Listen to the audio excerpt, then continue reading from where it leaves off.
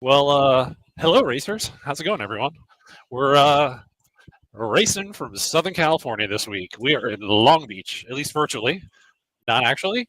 As much as I wish we were in Long Beach this week, because one of the reasons they picked this race for this time of the year is that IndyCar, IMSA, and SRR all race here this weekend. So it's kind of cool getting to drive the virtual version of the track the same week that the professionals get to drive the real thing. So this is going to be a fun one. Unfortunately, this is not a race I have been to myself yet. It is very much on the bucket list, and I've actually come really close to going a couple times, but it's just never quite been on the cards.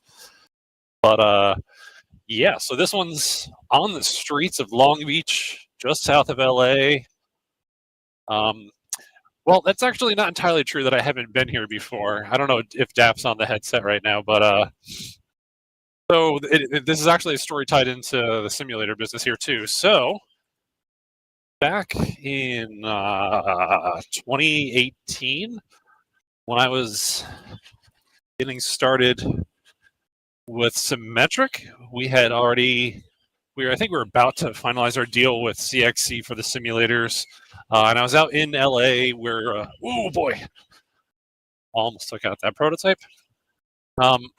Or he took himself out. Anyways, we were in, I was in LA, we were doing demos with CXC and kind of speccing everything out with our sims and getting everything started for our Symmetric mobile sim trailer business. And I think Daph and I were out there together and we went to the Long Beach Aquarium.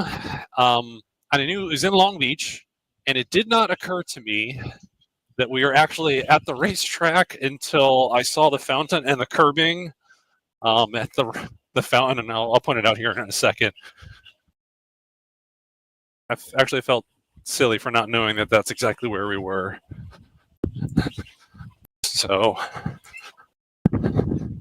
anyway, so you can see kind of off to the sides the marine stuff right on the ocean here.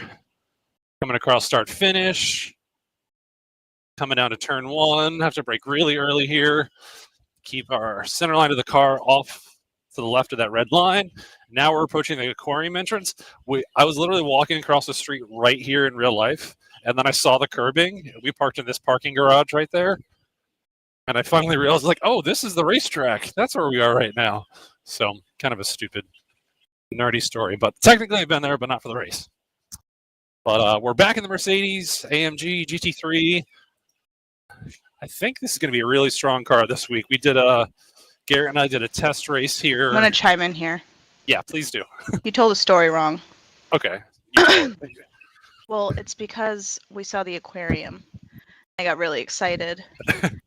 And then we saw the fountain with the dolphins, and then I got even more excited. And then you looked around and you were like, this looks so familiar. Where are we? And then I was like, didn't you say that there was a track around here? And you were like, oh my God, we're standing on the track. Yeah, we were like literally like 3 feet from the fountain, and I'm like, oh, that's where we are right now. And then you showed me the race on your phone, and we were literally standing, on the track. Yeah, the entrance to the aquarium is like right behind the crash fence right there. So thank you for correcting that. You're welcome. That's the reason why I had to come on. So you've been here too, then. I have been here. Yes. So. Okay, continue. Okay. Well, that's our story about how we were at Long Beach. But this big blue thing in front of me is like the whole aquarium setup. So, yeah. Anyways, so this is our first street track. Ooh, a little bit deep there. First street track of the season. Ooh.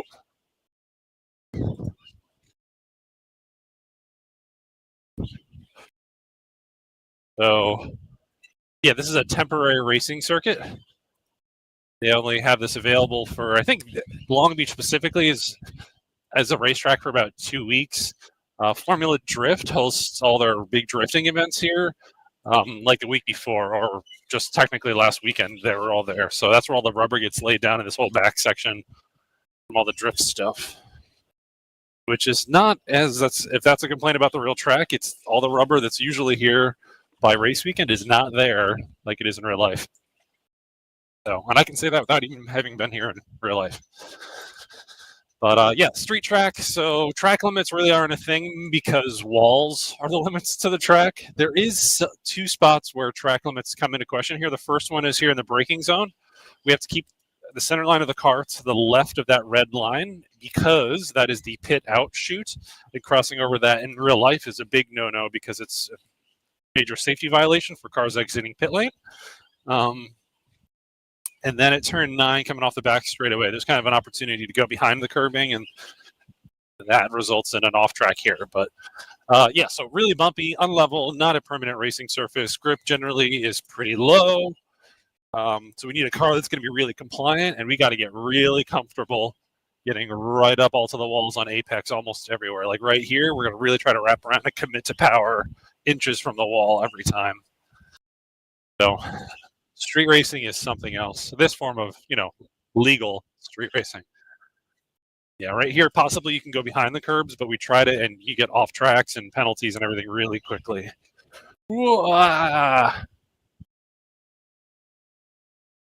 Shame on me. All right, let's keep going here. I was concerned that might happen at some point here. But how are we doing back there this week, guys? How you guys doing? We're doing good. Yeah, we got more podiums. I know that guy. He's commenting in your chat right now. And yeah, doing well. Crazy day at work, but we're happy to be here with Team Chicane Club up in Jupiter, Florida, to spend our Wednesday night. Yeah, glad to have you here, TJ, and more podiums. Garrett was telling me about one of the tracks, one of his less favorite tracks. Yeah, I was saying Long Beach isn't my favorite, but at least it's not Belle Isle. Yeah, Garrett, you haven't been there yet. Well, unfortunately, they don't race there anymore. They race downtown in Detroit, but yeah, in 2021 with the Symmetric trailer, we went for the IndyCar weekend, just on our way out to Road America. And I actually got to do, it's going to sound funny, but I got to do 1 lap of the track with the truck and trailer combo just because of how they stage in. I never thought it was possible of a racetrack bumpier than Sebring, and Detroit proved me wrong. So yeah, I drove it once in iRacing and decided this is the worst the worst use of $15 in my life. Instantly, just never decided to drive it again. Took a full DQ and everything. It was that was a hell of an L to take. Yeah. I don't remember. Is that one on our schedule? I think it's like one of the last races of this season. I don't know, actually. I can find out for you, though. Yeah, if you want to check real quick. I'm kind of curious. I think I saw it on there, unfortunately. I know it really well. I've done some IndyCar races there in the past, so I know it. It's just, it makes this look like a cakewalk. So, saw you lost control there. Yes. The people of YouTube are very disappointed. Oh, I'm sorry, people of YouTube. Yeah. I'm not an alien yet. We're trying. So, this guy named More Podiums, he's driving in reverse. He found himself in a very similar situation at Zoltan Rules. Shout out, dude, where's my car? But I was curious because I found myself in a similar pickle. I lost control just like you. Yep. And I went forward and backward, but the steering wheel lock was like back and forth, back and forth. How do you recover from that without looking like Austin Powers? Yeah, so race cars don't have major steering lock to lock like street cars do. Like you could never do a U-turn in a road with a race car. It's just most of them don't have the suspension geometry to be able to turn that tight. In fact, this hairpin I'm in right now, I am maxing out the steering and I am just barely getting enough steering angle to make it around the corner. And Garrett and I are joking. There's a certain driver that we know that's racing in Spa this week that likes to drive with only one hand on the wheel, and it's what I have to do to get around that corner. I'll point it out this next time. But the answer to your question, TJ, is generally, as much as it can possibly go wrong, I try to do a clutch kick and like actually get the car to spin as a burnout. A lot of pro drivers will do that too if they spin out on a street track or kind of a tough spot. They intentionally will dump off the clutch and get the car to spin on its own to hopefully get it pointed in the right direction and not make a further fool of themselves. Even the pro guys get it wrong sometimes. So, yeah, I don't know if that's a pretty answer to that one, unfortunately. So might continue to look like Austin Powers, learn how to do clutch kick. Yeah, that golf cart scene where he's in the corridor or whatever it is and doing a 300-point turn. Speaking of 300-point turns, Belle Isle is our last race of the season. Oh, wonderful. So that's what our finale is going to be. Yeah, that's going to be a fun one. Yeah, at least I know that one really well. We've done some training with some IndyCar and Indy Lights guys there in the past. You're going to see the teeth rattle out of my head for that one.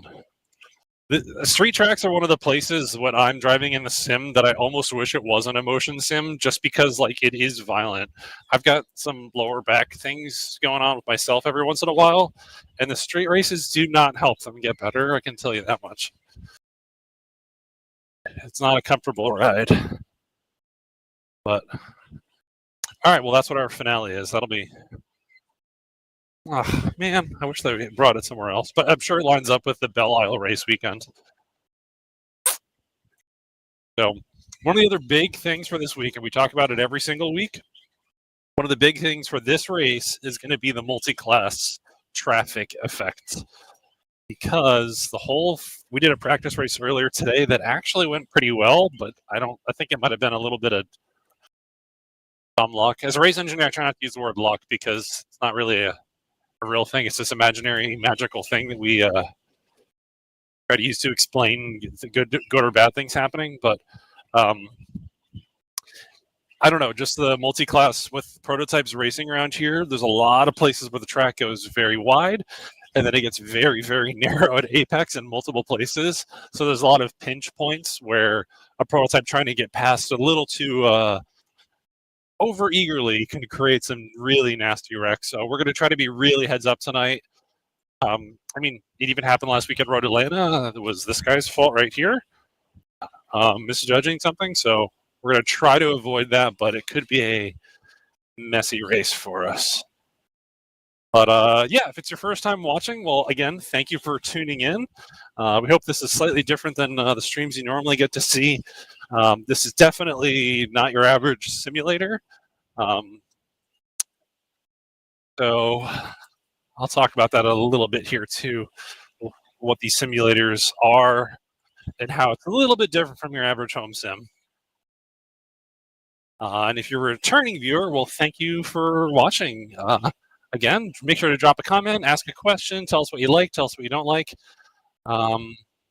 Yeah, we're going to have a fun time with this one.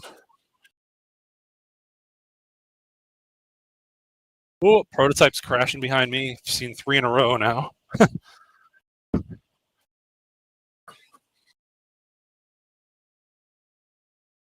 Yeah, so I don't know if you guys caught it there. I have to I go full lock on the steering, and it goes so far that I have to let go of the steering wheel with my right hand because my wrists don't bend that far.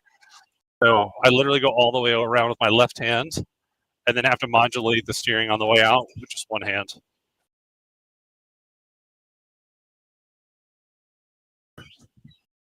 That is not a place to pass.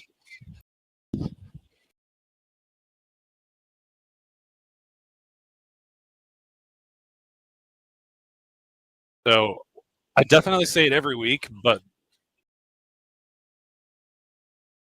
the goal will be to survive, like really survive the start of the race, and then the first few laps where most of the carnage is going to happen.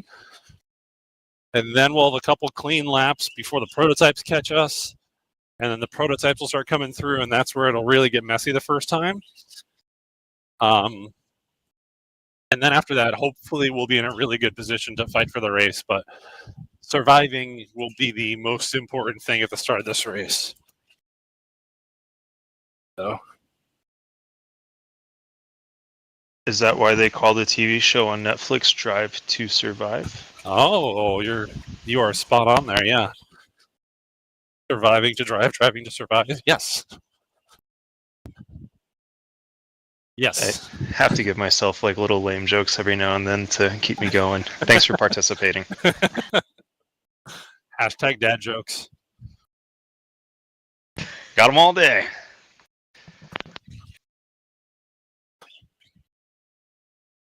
The other thing that's really interesting about the multi-class kind of traffic deal going on here is that this whole first section, let's call it up from the start. Ooh, that was late, and he's going to eat the wall. Way to go there, Chief. So pretty much from start finish line up to this point right here, the prototypes have really no space to get by without really forcing a move. And then this section is so wide. Like here we come all the way over to the left to set up for turn 8. Prototypes are going to dive towards the inside here, and we got to be really heads up there that we're not going to get punted off to the outside where it tightens down right at apex. This is a big passing opportunity for prototypes. Hopefully they get by in a good amount of time. And then prototypes love to go around the outside here as much as it's really not. It's a very risky place to do it. And the worst spot of all is right here. You cannot go too wide with the car there. It does not work.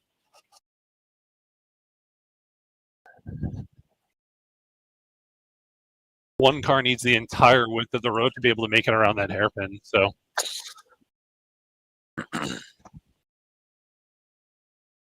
all right. So we got the Toyota GR butt kicker. No, wait, no.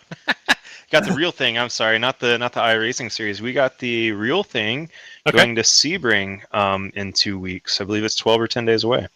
Oh, nice. That means that's probably the SRO weekend that's going to be there. That's awesome. We might go out for that one. Yeah, I'm actually planning on going out there and watching that. I need to get some Toyota swag, and yeah, thinking about going out. It'll be my first time at Sebring real life. Oh, dude, we're going to go together. If you want to meet up, we'll get you in there. Yeah, that's all good. I know the people. Yeah, the GR Cup is super cool in real life. You're gonna like seeing them in firsthand.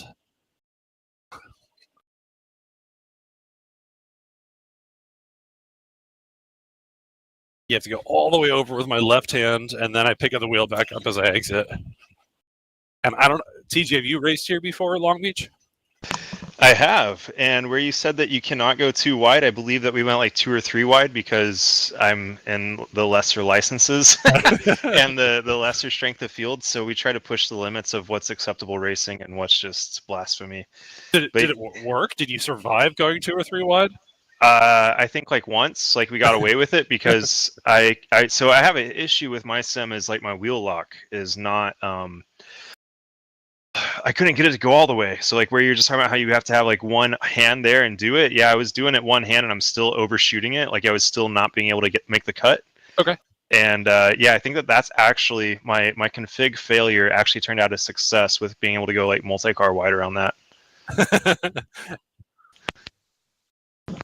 Well, yeah, I'll help you get that sorted out so that you have the right amount of range there. That would be greatly helpful. It's really hard to drive around a track when you don't have enough steering lock to get around one of the corners. Not much you can do about that. There's another track where they race MotoGP in Spain. I want to say it starts with like an A or something of that nature.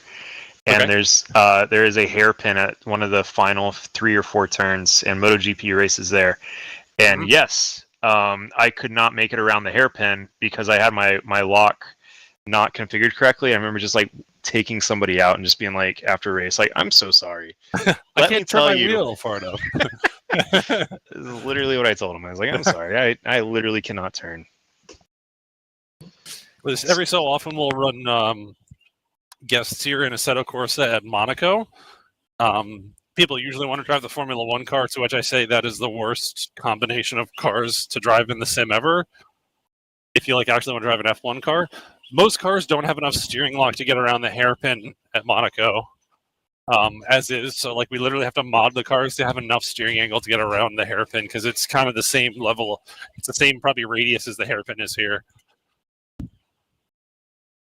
That's crazy. Yeah. So something that I did in one of my streams at Road Atlanta is I drove the GT4 for you. And it felt like a boat. And like I'm watching the AMG right now on the screen, and I see how much sway you have in the rear. And now you just got like a little bit loose. Oh yeah. So, I mean, do you want that? Is that what you want? The answer is depends. The problem with most racing questions like that is that the answer usually is it depends. So the GT3 and the GT4 are two very different cars, the Mercedes. They really have to be driving a little bit differently. Speaking about the GT3 and really the same cars in real life too, you don't really want so what you're talking about with the sway or the rear of the car stepping out, you really don't want a lot of rear slip or slip angle. It's not Tokyo Drift, it's not V8 supercars, it's not Trans Am racing. You're trying to keep it under control. Generally, what I find what works best here in iRacing is like if you can pitch it so it's a little bit sideways, so that like your steering is what we would call neutral or straight on the way out, and the car is self-rotating. Well, see, this prototype's that's not where the best way to do that there. The answer is you want a little bit of side slip. You don't want to be sideways drifting or trying to pitch the car back and forth, but just a little bit. If you have a really good setup, that'll do it. Like right here, I usually can get it so I'm like my hands are straight and the rear is just coming around on me. That works fine, but you also have to keep in mind, the rear gets really loose there the whole way around. One, you're going to put a lot of heat in your tires if you're constantly sliding like that. Heat means that they're going to degrade faster. And if you really you're right, very knife edge with the car, so it's very easy to just go one step too far, and now you're sideways into a wall if it's not balanced correctly. So the answer is very, very little is fast. Any more than very little is probably going to result in a crash or burning your tires off. So that's like a feel thing. One of the things that we found working with the real car is also that a lot of different driving styles, like Shane, for instance, this is one of the discussions him and I talk about all the time with the GT3. Shane and CP Racing are at Spa this week, so they wanted us to come out and help with strategy, but we've got some other things going on this week that I'll talk about in a second. But one of the things Shane really likes to, what him and I would call hot dog a car around, where you're really aggressive with the throttle and brake and you're sliding and throwing the car in and wrestling it. It's a lot of fun to drive a car that way too. When you're really in a good kind of cadence with the car, GT3 car, it really does not reward at all driving like that. You want to be really fast, and it's supposed to look really calm, cool, and collected when it's all done correctly. So if you're driving in a GT3 and you're sideways and doing all this crazy stuff, you're probably just burning the tires off the car, not going as fast as you could be, and working yourself really hard. So that probably raises more questions than answers, but that's what I have to say about that. A little deep on the brakes. Ooh.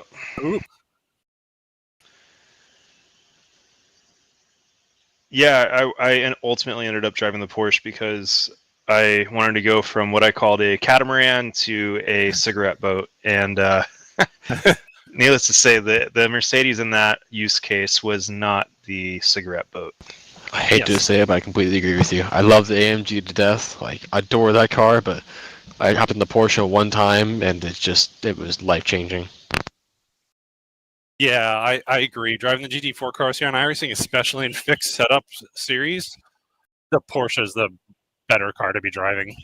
It's just more nimble, it changes direction faster, it feels like it's got more ultimate grip. It's not much slower in a straight line, and the BOP usually favors it as well. Yeah. So it's just like, I tried it, and I did a C-ring, and I shaved 3 seconds off because I actually could find rhythm. And C-ring's our home track.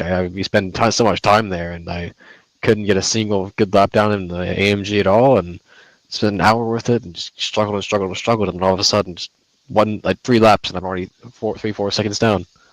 Yeah. The Porsche is just easier to go faster, too. It's not harder to drive. So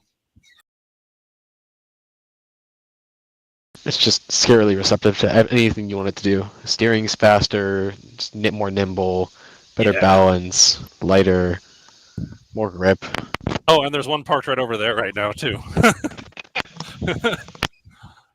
Off camera shot right now, but there is an actual GT4 Club Sport MR, the exact model in iRacing, parked like 20 feet that way. So that actually brings me to my next point. So this week, if you are local in Palm Beach, you probably know that this week is Barrett-Jackson. So Barrett-Jackson is famous for being one of the biggest collector car auctions in North America. They very famously had a TV show live or in replay of all their auctions for many, many, many years. I grew up watching it. I learned a lot about some really cool cars for a long time. They're largely based out in Scottsdale, Arizona, which is very far from us. But I think for the last 20 or so years, they've been coming to the South Florida Fairgrounds here in Palm Beach. And their event's really blown up into this really big thing. So I've been to it twice here locally before. Super cool event. It looks just like it does on TV, plus so much more that you don't get to see behind the scenes. But we are hosting here tomorrow night a VIP Barrett-Jackson kickoff party. Super exclusive. There's only a few tickets remaining. The general admission tickets are totally free to come out. I think we only have a few spots remaining, unfortunately. Ooh, that was poorly timed there, Mr. Prototype. Daphne, if you want to put the link in the... See, that's what you get there, Chief. Daphne, if you want to put the link in the chat there. So the general admission tickets are totally free. I think there's only a few spots remaining. You can come out. We're going to have full food and drink catering, music, bunch of really cool cars on display here at the club. And then there's a handful of exclusive VIP tickets that we're selling for $50. And that gets you the opportunity to come drive this sim or the sister sim on the other side of my right screen here. That'll be really cool. So we're gonna have so many people here that we can't get everyone in, so that's why we're selling those special tickets. You do not have to be a member here to come and drive at the event tomorrow. So if membership doesn't make sense for you, but you want to come out and try the sims, that's the best way to do it right now. So we're doing that in conjunction with Craig from Flying Wheels. He's a car. I was just gonna say I'm gonna link him in the comments as well. Oh yeah, cool. Put him in there too. Yeah, for sure. He's got a few more YouTube subscribers than us. Just a few. A few 100,000 more than us. Hi, Craig's followers. Hi, Craig. And Craig. Yeah. So we've met up with Craig a couple times now. It's going to be a really cool thing. We're going to be hosting a meet and greet with him. So if you're one of Craig's followers, you can come out and meet him. Or come out and see our place, check out all the cool cars. We're going to have the GT4 race car outside. I think we're going to have a Dodge Demon 170, Ferrari 812, a replica Porsche 917, which to me is probably going to be the coolest thing that's here. You know, the one that Steve McQueen raced, at least a replica. I mean, it's not the real thing. We don't have the insurance policy for that car to be here in real life. And some other really cool cars out on display here. Music, it's going to be a really good time for everyone. So, RSVP, buy VIP ticket, and we'll see you here tomorrow night from 6 to 8:30.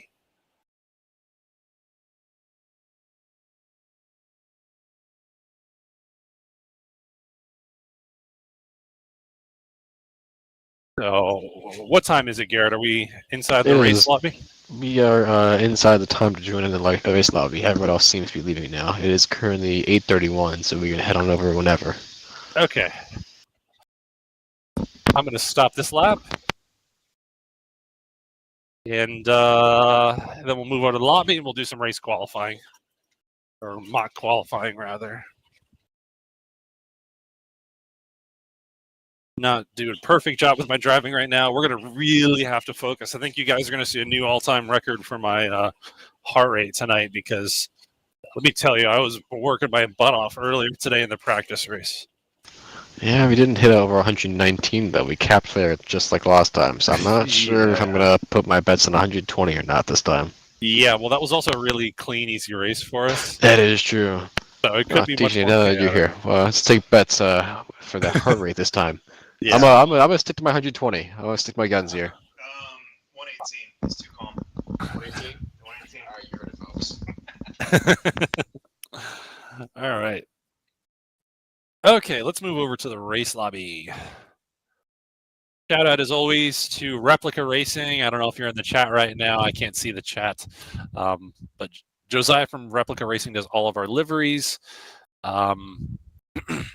and all of our sim photography. He does an awesome job with all of that stuff. So if you guys need a custom livery for iRacing or Assetto Corsa, hit up Replica Racing. I think replicaracing.com. He's got an Instagram now too. So yeah, he does an awesome job with that. We have a new livery that's almost done that we're going to get in on the stream for next week. We don't have it quite ready for tonight, but yeah, it's going to be fun.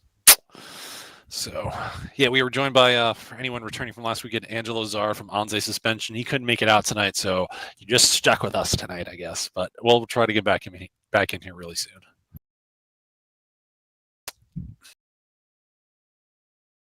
How are we looking back there, guys? Good. Everything's looking fantastic back here. We got Nick. Shout out to Nick. Thanks for tuning in, man. See that he's watching us while working out right now. So, oh, cool. Thanks so much, bud.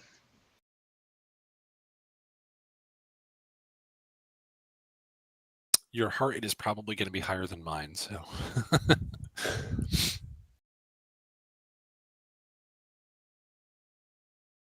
What we can really do, not that I want to do it, but we can turn the air conditioning off in here sometime, and you really want to see my heart rate go up. The amount of heat that these sims throw when they're at full tilt with driving all the screens and the motion and all that stuff, you should feel the heat coming out of the vents. This room will get to 100 degrees in probably 30 minutes, believe it or not. So the air conditioning is very heavily overkill in here for right now. Anyway, so on the simulator, while we're waiting here, this is one of our 2 fully loaded custom spec CXC Motion Pro 2 sims. They're fully optioned out. We've got 3 77-inch 4K screens. We're running them at 2K, but at 120 frames per second. They're QLEDs, the prettiest image I think that's available. I mean, maybe there's a newer option out this year, but nothing holistically different. We've got full motion, so I'm sitting in a Sawbelt GT pad seat through their 2-inch harnesses. So I feel every bump, curb, wheel lockup, gear shift, pavement change, traction loss, all that stuff. I feel all of that. We've done a lot of work to fine tune that ourselves so that it actually really adds to the experience and does not take anything away. It is not distracting. If you turn it off and I try to drive, I will probably crash immediately because I feel like I'm driving with one eye closed. So, yeah, they use the Leo Bodnar direct drive system, makes 40 Newton meters of torque if we turn it all the way up, and frankly, that is way overkill. So if that you don't know what that means, it means that this could probably almost break my thumbs if we turned it up all the way, which we do not have. We're at about 50% because it's tuned that way. We've got a custom dash display down here. I've got a fully hydraulic pedal sit down here that you guys can see in the bottom left of my center screen. Yeah, so is this sim the best setup for competitive online sim racing? No, I'll be the first to tell you that no, it's probably not. But that's not all we do here, and that's not why we do this. So we do professional driver coaching here for guys competing in real life. We do a lot of really cool events for anything from a recreational setup, guys going out to do a track day, a new track they've never been to before. So these are very versatile. We use them in a lot of really cool different ways. We really want the best thing available, short of being Max Verstappen and having access to the Red Bull sim. There's a lot of different motion systems that are out there. I hear conflicting opinions all the time about what we think about what is the best solution to all that. This is what we think is the best. I'd be glad to defend that all day long. Every motion sim is some sort of compromise, but I think this is really the best sim that's out there right now with an unlimited budget. Again, not necessary to get competitive with iRacing. We make it a bit harder for ourselves, but I like sharing what we do a little bit differently for people that can't possibly afford something like this. But that's why we sell a social membership here. So $175 a month, you can come in and drive this for hours at a time, 3 times a month. So can't afford an expensive sim like this yourself, you can probably afford $175 a month to come in here and drive this. So that's my answer to that. Ooh, leaving the same time as this GTP car. So, got a Race Logic OLED lap timer display over here. So that'll give me all my speeds, predictive lap timing, delta times, and everything in real time, just like it would if we put it in the real car. And then it also will capture all of the center screen video and then all of our driver data for analysis in VBox's circuit tools, which is what real drivers use on race weekends to find quick ways to go faster.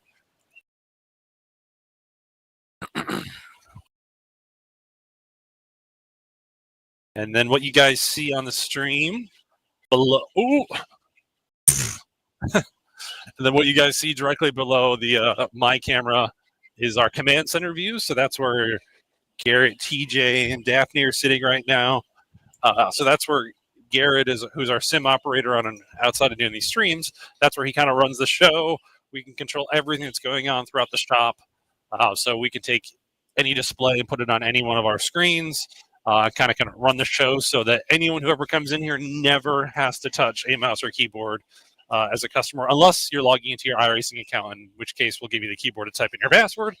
But we really are the ultimate arrive and drive simulation center. So if you've been intimidated about owning your own sim, you don't want to be an IT guy, you don't care to learn, or you have a sim, but you want to know what it's like to drive a six-figure sim with full support, well, that's what the Chicane Club's all about. So we'll get you hooked up. So, all right, I'm going to focus here, do some mock qualifying runs. Tire's not fully up to temperature yet.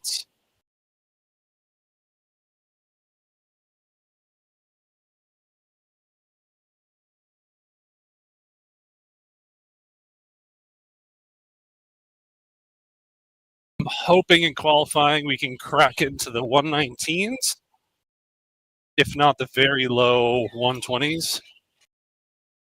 It's going to take a lot of focus for me to make happen.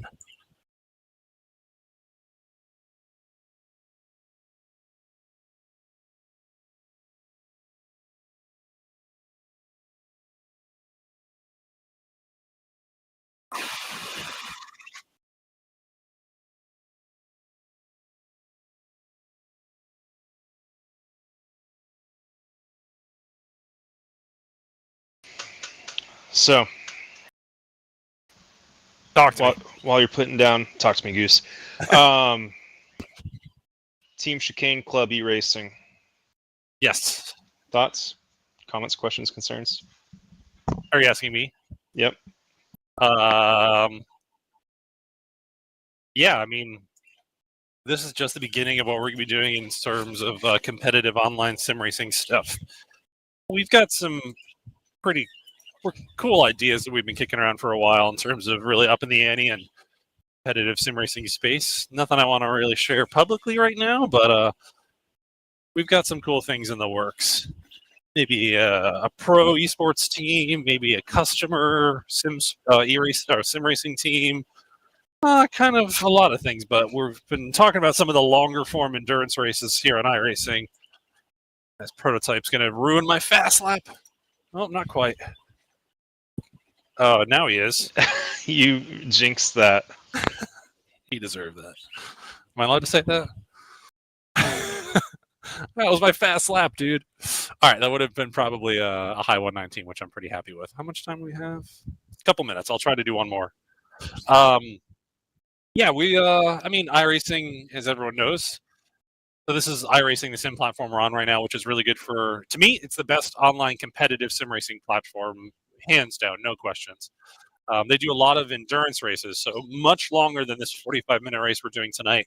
They do 3, 6, 10, 12, and yes, even some 24-hour races that we definitely want to start getting involved with more and more in the future here.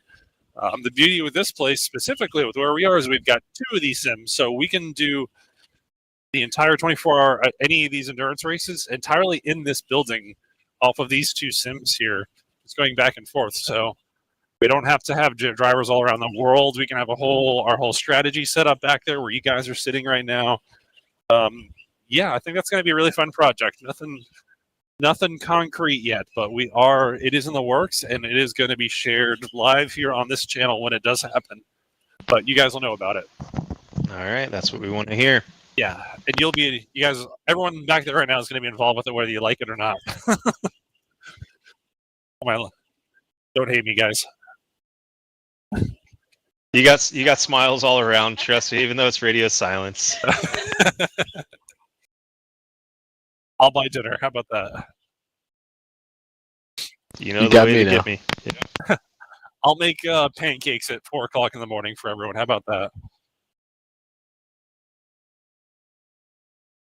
Requester for Belgian waffles, sir. You got it.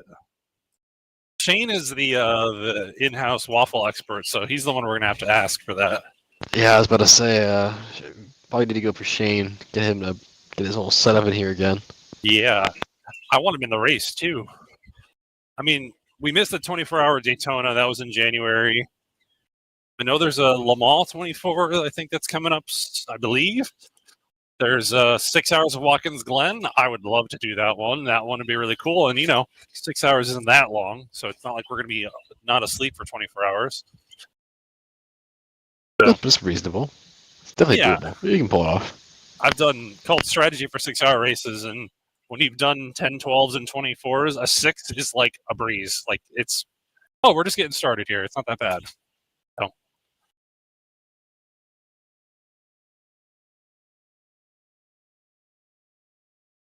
Probably gonna see the race lobby open here any second now.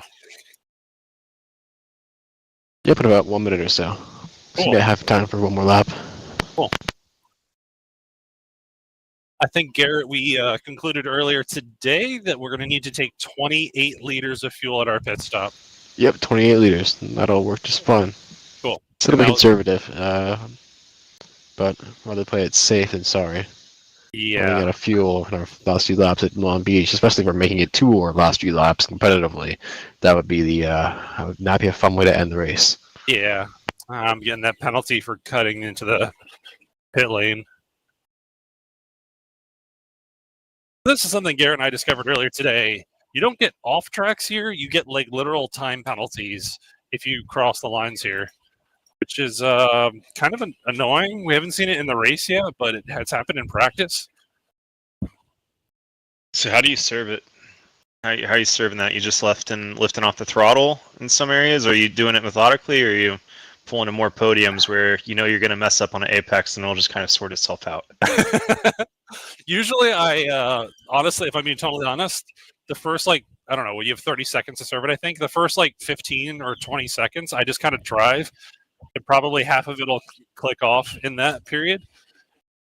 And then I try to give it all up in, there's our race lobby. I'm going to do a pit entry here for practice. Yeah, and then what I do is I try to do it in a braking zone, like lift and coast early, and you can very progressively give the time away. Whatever you do not just lift on a straightaway unless you're coming to a braking zone, because you can lift, give all the time up, and then you're 20 miles an hour down where you would normally be for the rest of the straightaway. So you're continuing to give up more than they actually even asked for. So I would personally lift and brake early for a corner very progressively. You can control the rate that it goes away. So that's my 2 cents. But, all right, we're moving into the race lobby. I did manage to get a 19.9 there in quali, at least my quali sim, which I would love to be able to do in this race because I should put us at the pointy end of the field. Oh.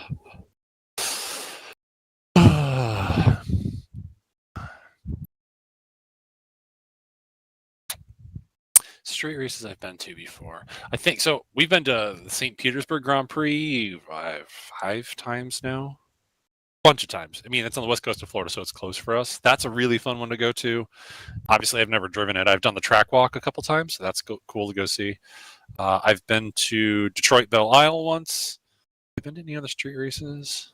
Never been to Toronto. I've never been to Long Beach. Montreal F1 is technically a street race. To me, it's not a street race because they built it as a racetrack on purpose. That I've been to a couple times. I haven't been to any European street races. I'm trying to think what else we have as a street race. Nashville, have not been there yet.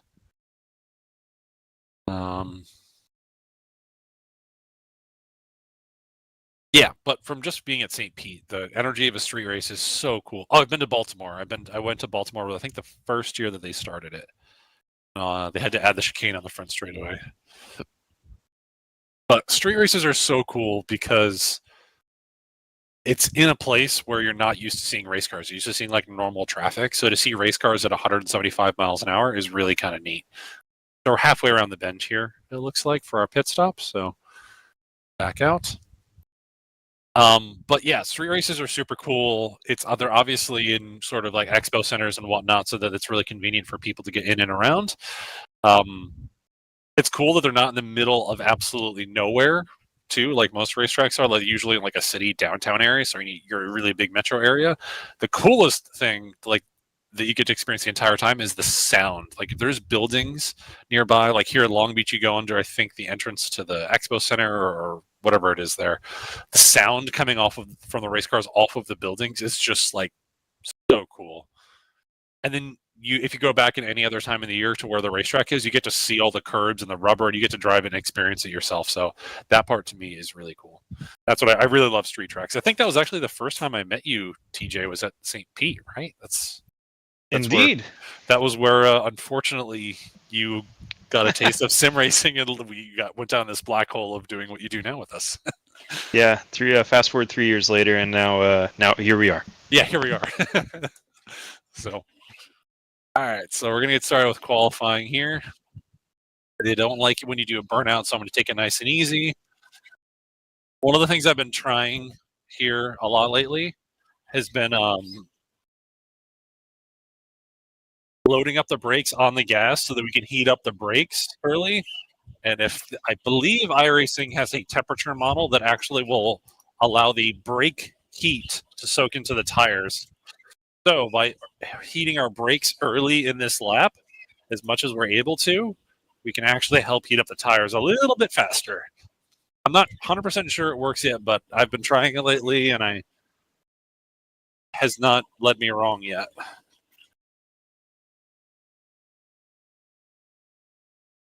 But the qualifying format here in iRacing is that you get 3 total laps, the first of which is your out lap, so it does not count towards your lap time.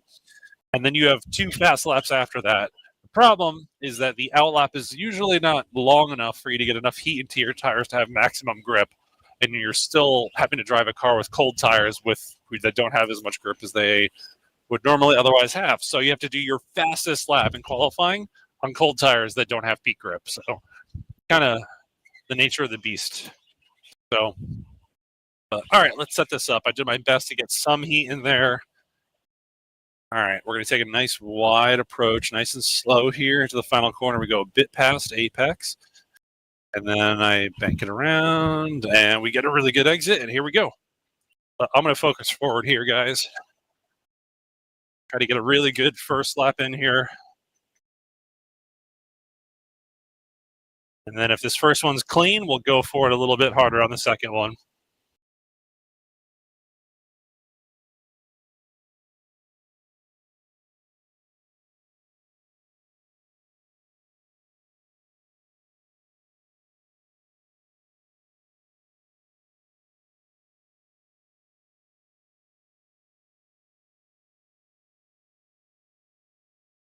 Ooh, it was a bit wide there. Got my timing wrong.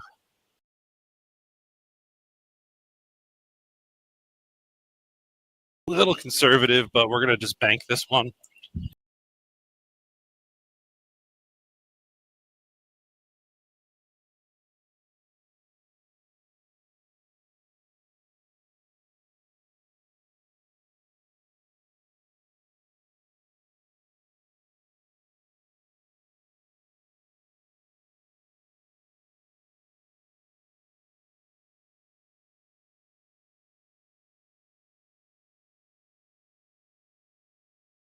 Will probably be mid to low 20.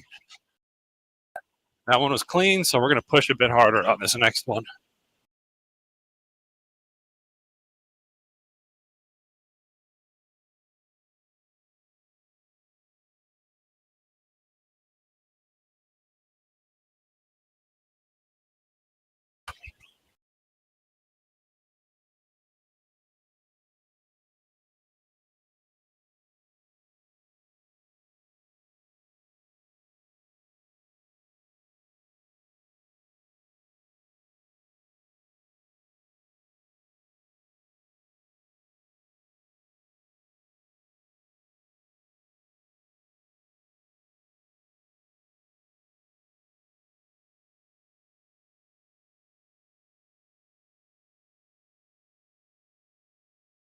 Little loose on entry, but that's all right.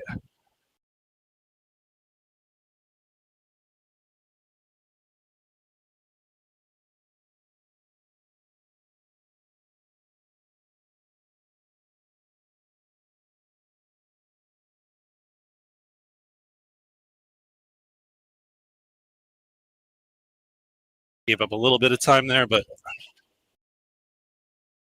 all right, this is going to be a low 20, which I'll take. We're already pretty close to the right end of the field. Oh, is that pole position? Whew. Boys and girls, what have we done? Let's go. That's our first pole. Yeah, let's hope that sticks. Yeah, there's not many other people who haven't qualified. It's a handful, but right now it's looking like we can definitely hold it. Very well done, man. All right, well, there we go. Very well done. Not my best qualifying effort, but I guess better than everyone else's, at least in this split. All right, well, I've officially taken pole at Long Beach, everyone. Not yet. Well, that's cool. Not a perfect lap. I can definitely get into the 19s like I did in practice, but I'll take it. It counts now. So what's your strategy? Talk us through it while you got some time here. So you're pole, you're Verstappen. What are you doing? How are you getting your mind right? All right. Well, like I alluded to earlier, surviving is the most important thing. And honestly, I feel very comfortable being in first place because it means that nothing. I'm just going to be right on top of the prototype stuff. But like the GT cars, I'm not going to have a car 6 feet in front of me into the turn one. So I'm going to have my own run. I just need to get a really good run through the final hairpin on the first lap. And then, survive is going to be the goal for lap 1. And then the goal is going to be survive for lap 2. Once we get through the first, 5 laps and most of the carnage kind of, shakes out, then we can kind of settle into a really nice race pace. We're going to take our pit stop. I think it worked out that just past halfway was a really good timing for the prototype traffic, so we can pit right before they come through on us. Oh, we got pipped. Someone took it from us. We're still in the front row. Did you tell people about your stream? Yes. Let me remind that. Thank you, TJ. All right. Thank you. All right. So at least front row now. I'll still take it. I'm still happy about that. The big thing is just going to be to focus forward and just not be collected in other people's stuff. We did have some good passes on some other cars earlier today, but I'm really not going to make any aggressive moves unless someone's really holding us up or they create an opportunity for us to do something.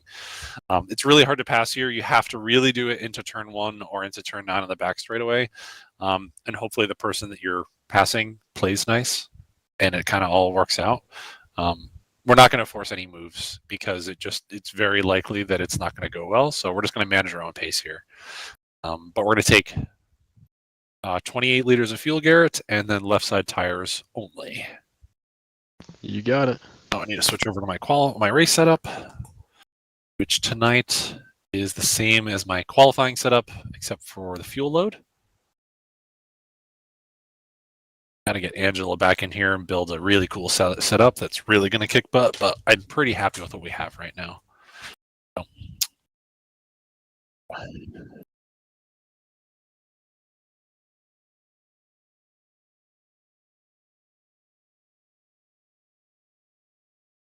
All right, you want to go through, Garrett, and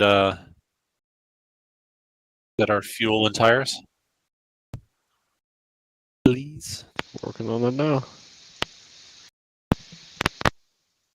So, TJ, I don't know if this has worked out for you, but what we noticed in our practice race earlier today is that by the time the lead GTPs are coming out of the final corner and they start their race, we're just getting rolling here off of the grid. So it's almost a standing start for us. Almost.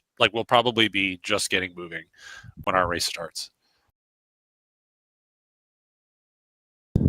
And just confirming, Garrett, 20. Oh, you got it. Sorry. Yeah, so I had to change over from gallons to metric. I was looking at gallons. I'm like, 14 liters doesn't seem very right. So that's not about the number we need. I wish they did separate green flags for the prototype and GT field like they do in real life iRacing. That would be really nice if you did that. Or we started on hot tires or whatever, but us taking the green as soon as the prototypes do, but like from the middle of the final corner is just asking for disaster. I can't even remember what you asked me, but focus on the race. Okay, we'll do. Also, Javier Sardinas is very impressed with the command center. So what's up, Javier? If you're in the race, good luck, have fun. Yeah, thanks for joining us. It's gonna be a good one. Oh, all right. Couple deep breaths. Oh, prototypes are rolling. Here we go.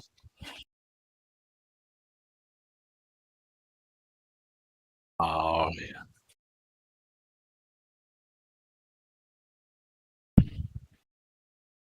There's a Bucky's Porsche on the second row behind us.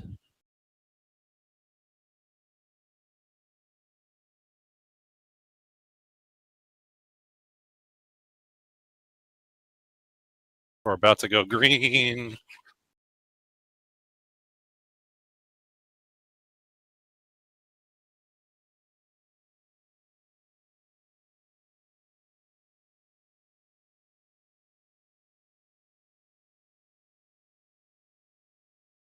All right, we made it through that hairpin, which is the biggest single point I was worried about. Okay, now we're going to focus on our race.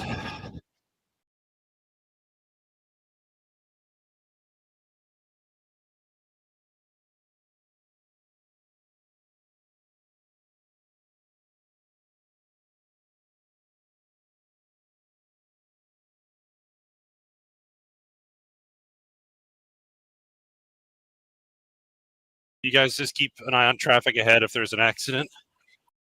Yeah, sounds like there's a wreck up here. No, prototype, don't cut us off. That could have been really bad. There's a lot of race left. Just heads down, conservative, play it smart. Yep.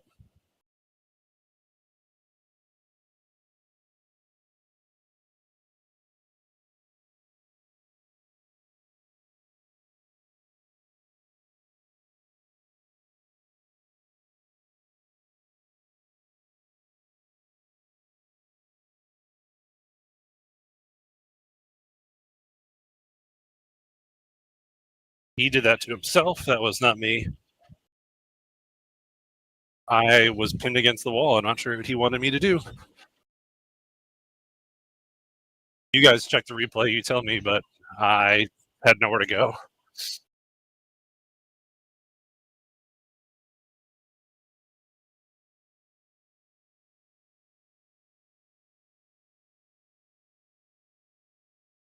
That was not your fault. You were literally about to make contact with the wall, and he just turned in on top of you there. Yeah. He's probably not happy, but all right, I'm going to focus forward. In a good position now.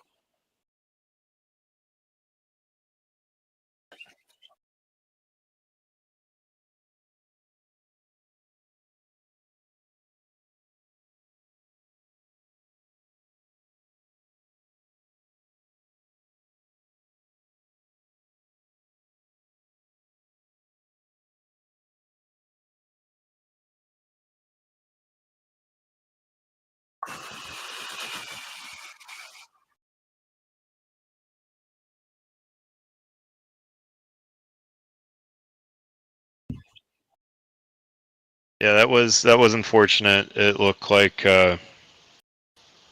he was just a hair longer than he had thought, or you were just a millimeter closer to the wall than what you were. Yeah. I feel bad. I didn't want to take him out there. I was trying to make a move. He honestly still had the position. I don't. He still kind of controlled that. I would have chickened out by the hairpin, but prototypes are spun out everywhere. Yeah, it happens. Plenty of race left. He can gain some spots and get back up in it. Yep.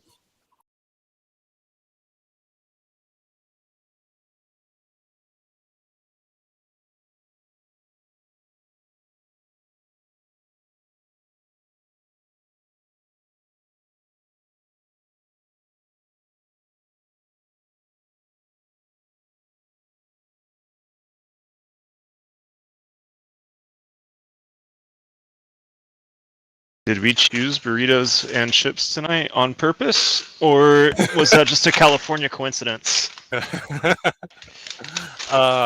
was just in the mood for Mexican.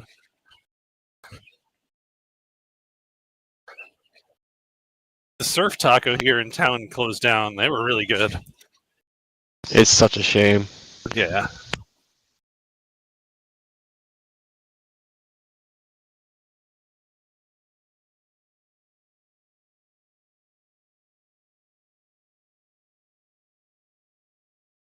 Did I get to 135 beats per minute?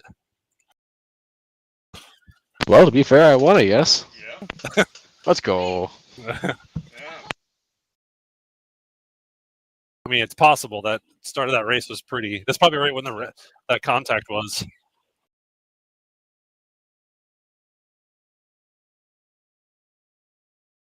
All right, I really got to focus here.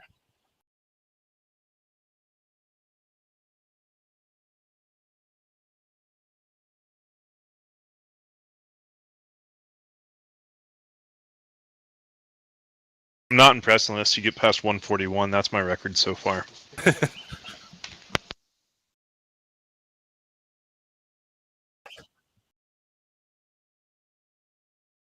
The prototype spun up here.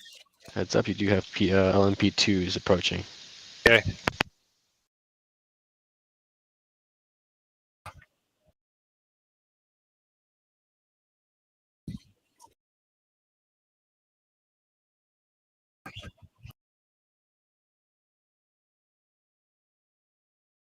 Hopefully that prototype catches us by turn one. Hoping. Yeah, there he goes.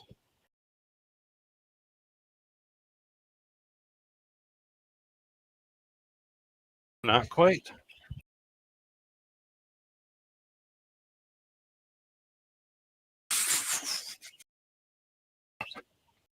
Good recovery. That's why I hate catching traffic in the first sector.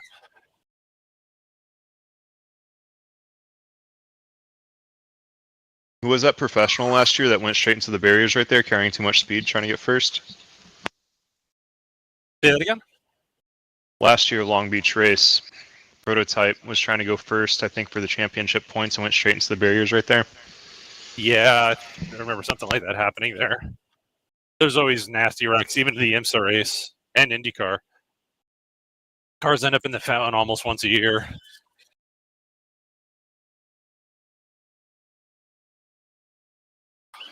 Yes, hi, I'd like to make an insurance claim. Our big, beautiful fountain full of dolphins was a race car crashed into it. Not sure how often that happens anywhere else.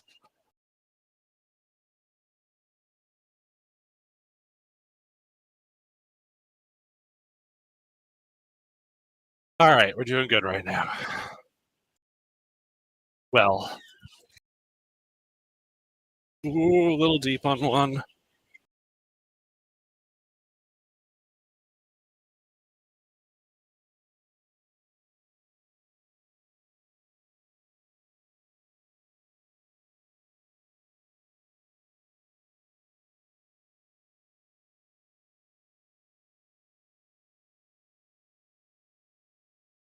Josiah, if you're watching this instant replay, this file, and see how close he just got to turn one wall.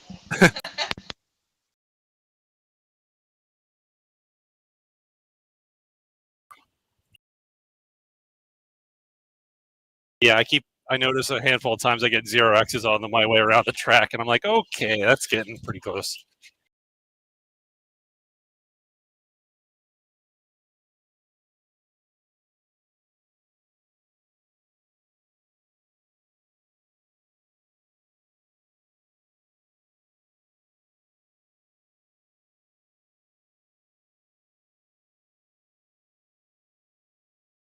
Tyler's got his sweet tea. He's right on you. Yeah, he's doing a good job right now.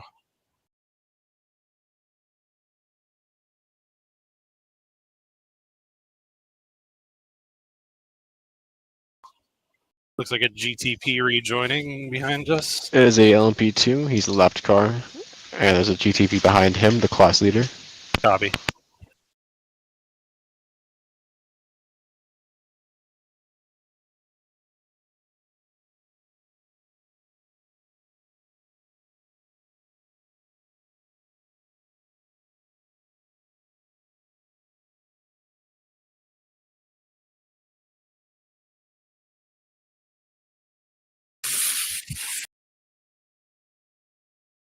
That was some stupidity.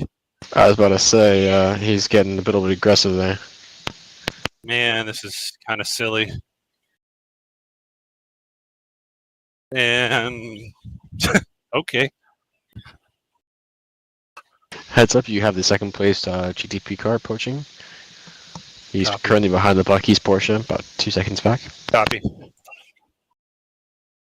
And Look at us. Javier, the spotter for the P1 prototype that just passed you, he's commenting on the chat, and he said he was flashing his lights to say hello. Oh, yeah, I know that was chaotic. That was kind of, I don't know what the P2 did there.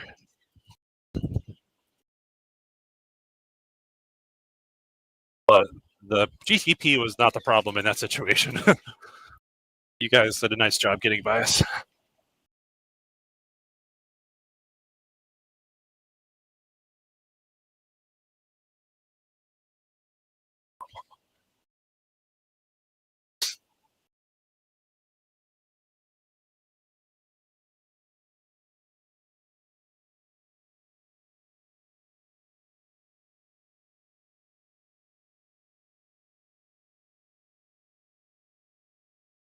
Heads up, Greg, you get another GTP approaching, about 3 seconds out.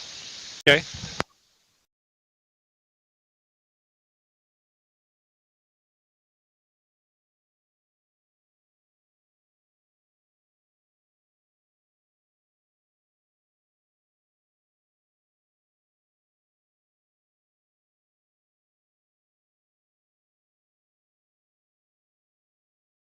Gonna go to the inside.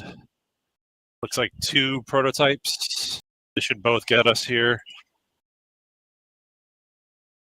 Hopefully, where's that second one? He's not close enough.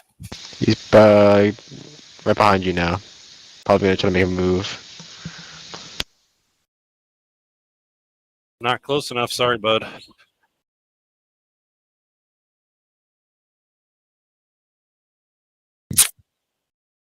Hate that.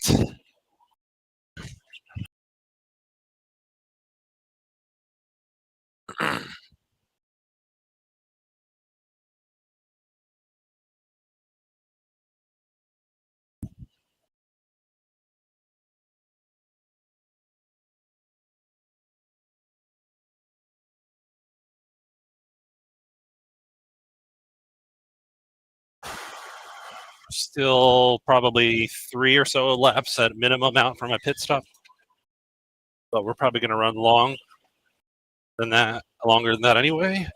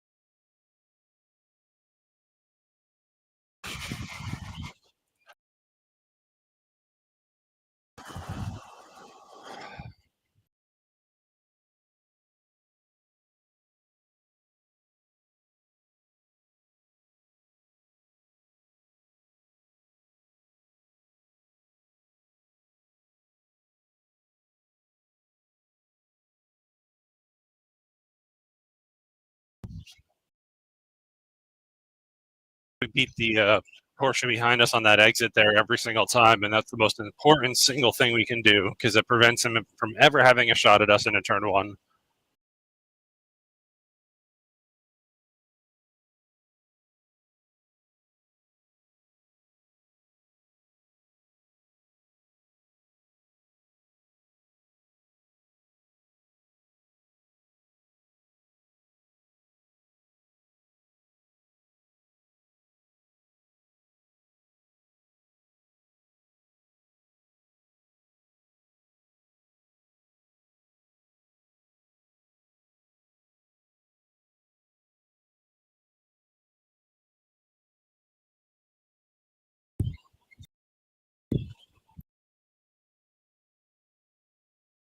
Oh, car behind hit the wall. Yep. A little ping pong. I heard it.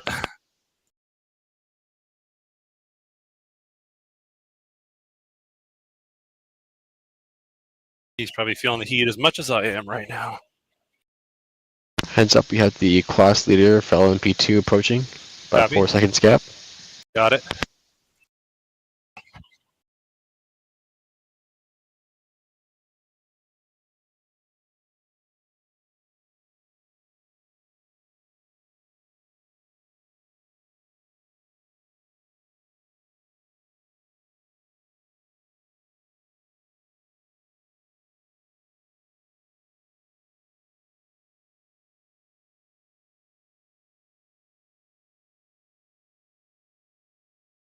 Kind of upset that iRacing doesn't show like a gradual like decrease of those flowers and bushes right there. As they get ripped away every single lap.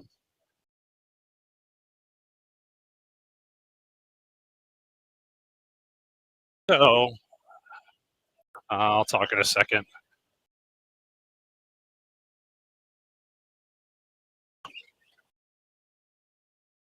So because on this sim, we're really concerned with having really high performance, which just means really high frame rate. We've turned a lot of the graphics stuff down on this sim. So there's a lot of buildings that it's actually, that iRacing's not even loading for me to be able to see. Naturally, a building being off track does not mean anything for me to have a good driving experience. So we turn that stuff off. But when all of it's on, it really looks awesome. It's just not practical for us to be using it while we're driving. We're just trying to manage resources on the computer that we're running on. But for replays, it's really cool to turn all that stuff up. Heads up, we got a GTP approaching. Copy.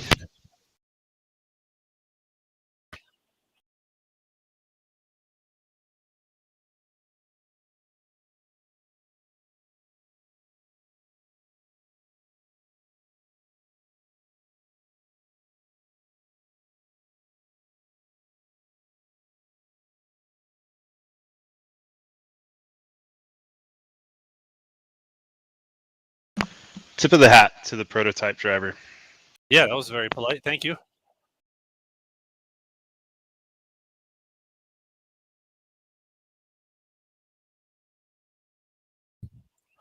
Which car was that Javier spotting for? I think it was the leader. Yeah, it was, I think his name was Carlos. I didn't see his full name, but the leader of the GTP class is who Javier is spotting for. Oh, cool. Yeah, he flashed his lights at you coming by. Oh, cool. I'll flash back a hello the next time I see him. Just let me know when that's him coming. Will do.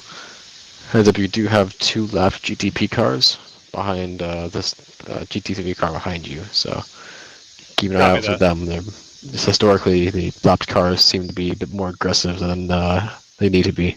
Yep. I think we're going to pit this lap if most of those prototypes are still behind us. Yes, that is exactly what we're going to do. We're going to box this lap. So, Garrett, just please confirm that we're at plus 28 liters of fuel and left side tires only. Drop it out. We are ready. One of them, one of the GTPs might catch us before then, but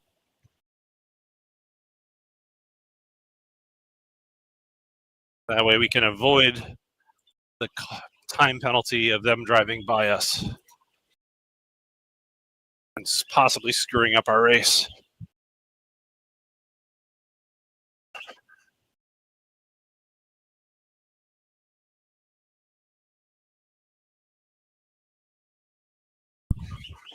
Oh, they're going to be right on top of us. Yep, got GTP traffic about half a second back. Oh, they're all crashing behind me. All right, well.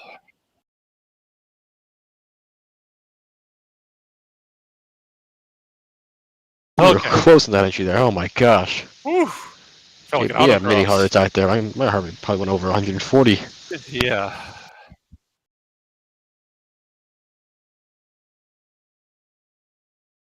Good.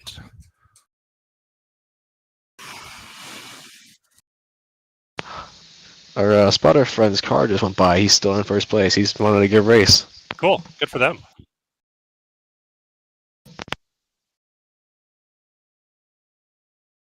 All right, so we got most of the GTP stuff behind us, or in front of us.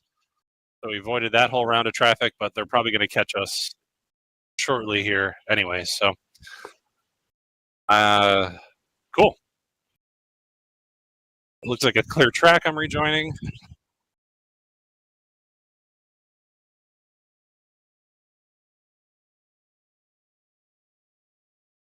All right, let's go. So we've got Right, we were all clear for a while. Yep, new left side tires, hot, worn right side tires. So we got to baby these left sides a little bit on this first lap. Take it a little conservative. And we're going to have a clear track ahead of us, so we're just going to have to focus on boogieing here. And hopefully by the time that the rest of our class pits, they'll have less clean of a race to run in this pit window. So we should be sitting pretty good here right now. I just got to focus forward.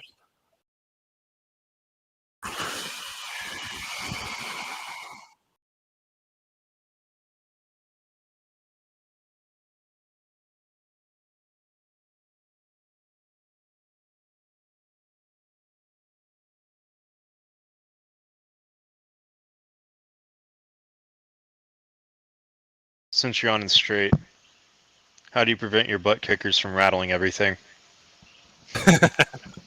Make sure all of your equipment's tight. And you'll find out very quickly if something's not tight. Like, you're going to have to like torque all of everything on your sim to make sure it's as tight as it possibly can be, or will have to be removed. Oh, he pipped me in the stop. Wow. All right. Well, we lost the position on the pit cycle. Somehow. All right. Well, we got a race here now. He must Heads have up, we have shorted a fuel or something. we have a GTP and the LMP2 leader approaching. Couple seconds out. Copy that. All right. Well, now we are. It says we're in 6th right now, but we are really just lost first place on pit cycling. So somehow that Porsche had a shorter pit stop than us. I would love to know how, but I don't know. Maybe he shorted fuel? Probably. Good on him for pulling that off, but we're going to see if that's going to stick here if we don't catch him.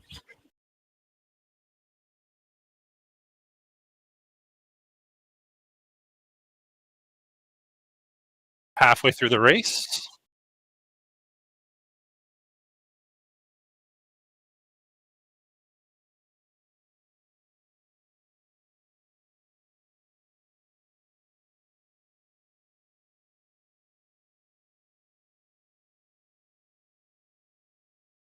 He's making mistakes too. He is feeling the heat.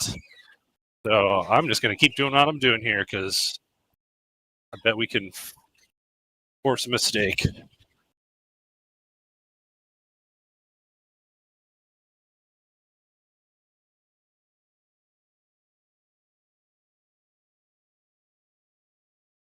The P2 is ready to pass by. Yep. Just gotta check out this corner.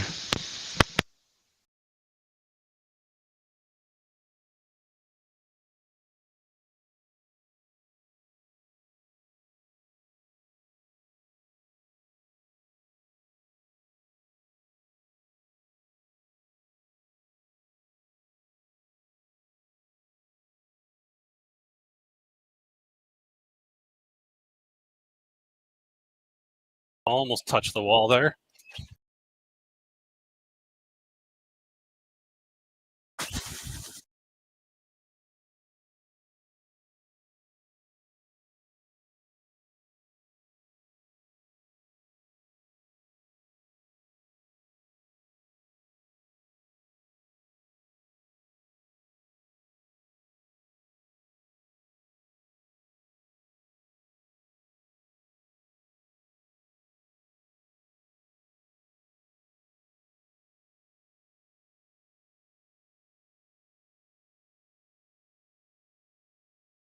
He's taking a totally different line in turn 5. Not sure how that's working for him. Heads up, you have a P2 behind you, and then there's a GTP following behind him a couple seconds back. Copy.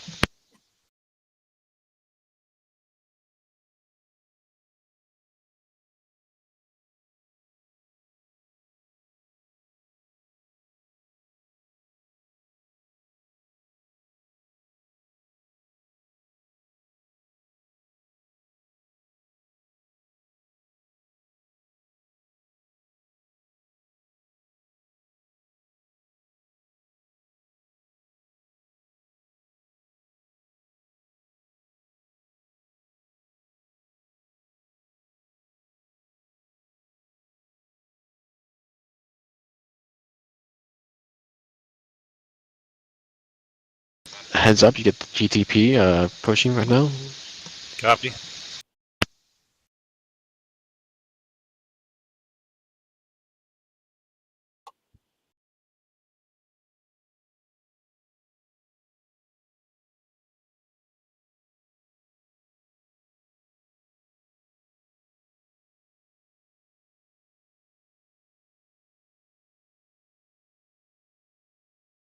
Oh, Carlos is approaching as well. He's the GTP leader. Cool. He's about 7 seconds gap out, so I'll catch you by the end of this lap. Copy.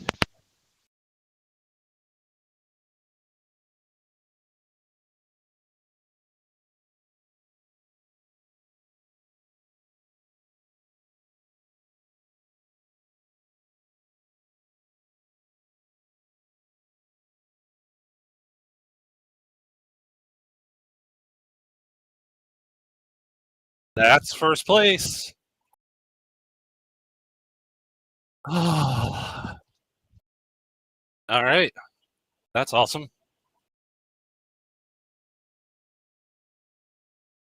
Still want to know how he got a shorter pit stop than us in, but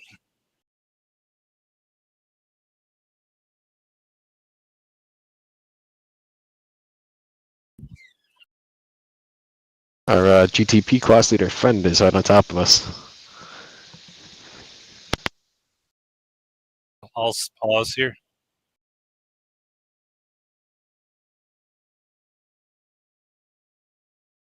Flashing my lights at him.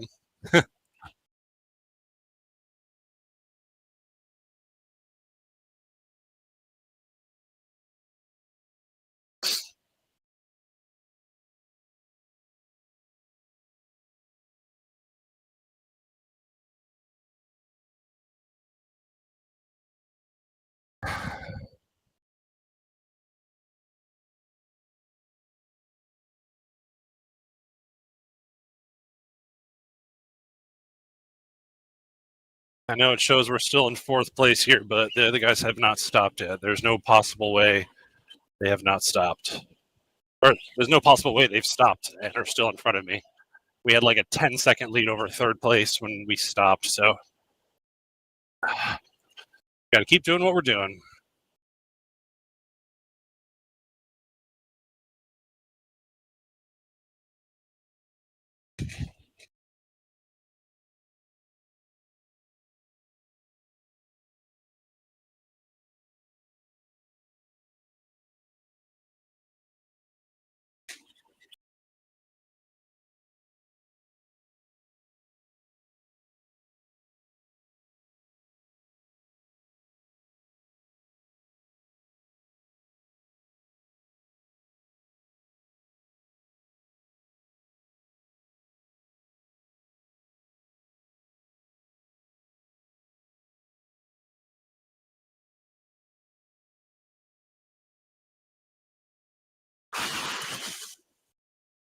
You're okay.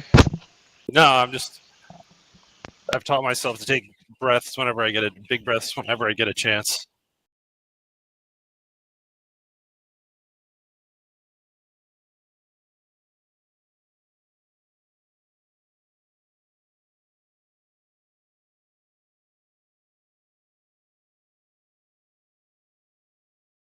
We even get a better exit there than the prototypes do. Pull Heads away up, from you there. got one prototype on your left, and you have another one about 3.5 seconds out. Copy.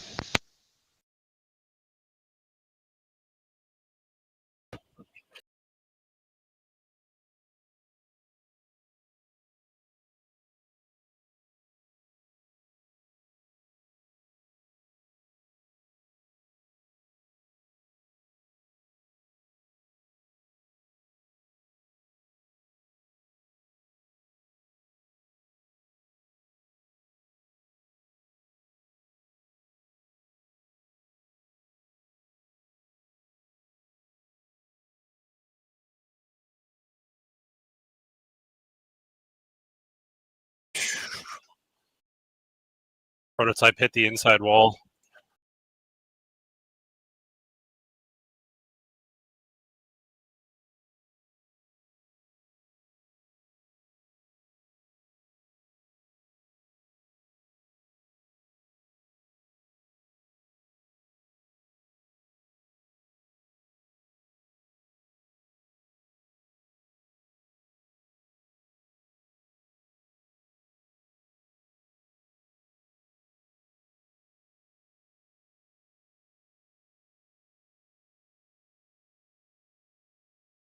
Three prototypes coming in. One of them is making a dive bomb here.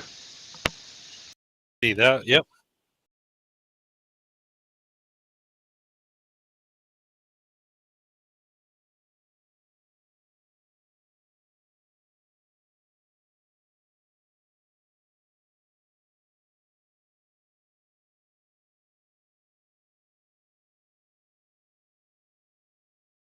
It was clean. You got one more. Sorry, Garrett.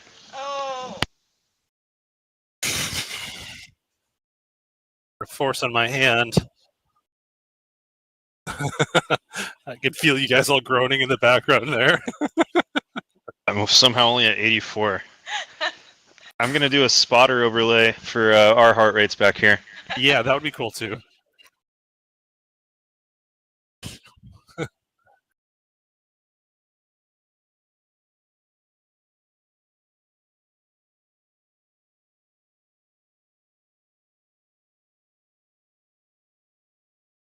There's one of the leaders in front of us pitting. So we should go up to P3 right now. Two more cars in front of us still.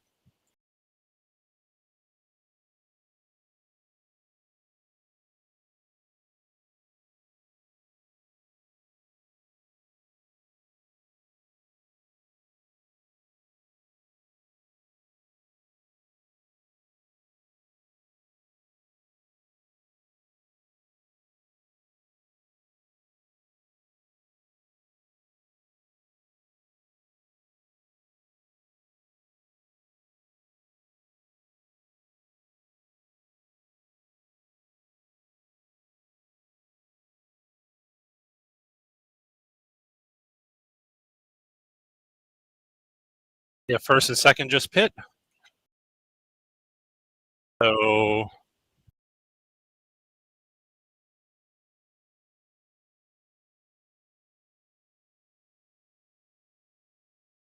Heads up, you got about 2.5 seconds to the nearest GTP.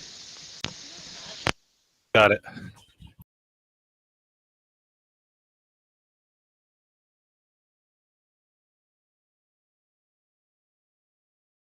He just pitted. Yep. And there goes the two leaders. So we'll have a healthy lead over them. We are back in the lead. Officially.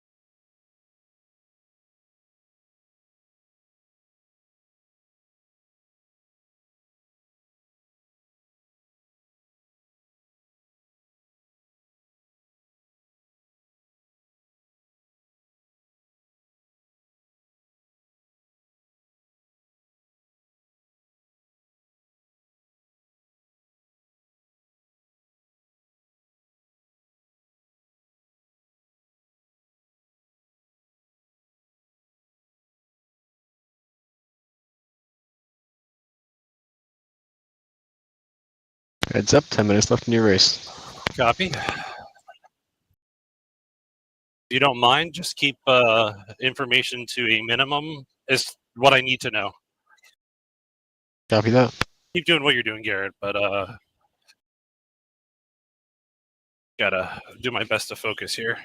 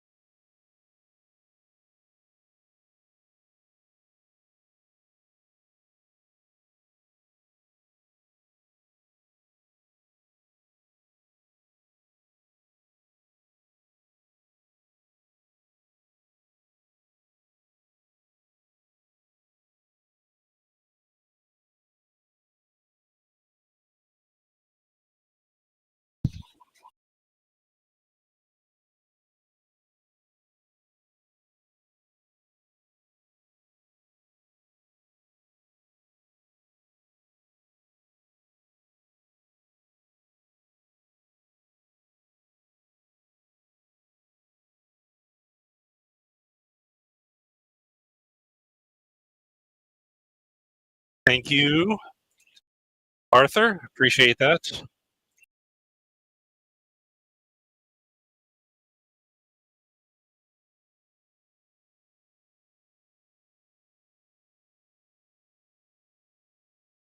Fellow AMG driver.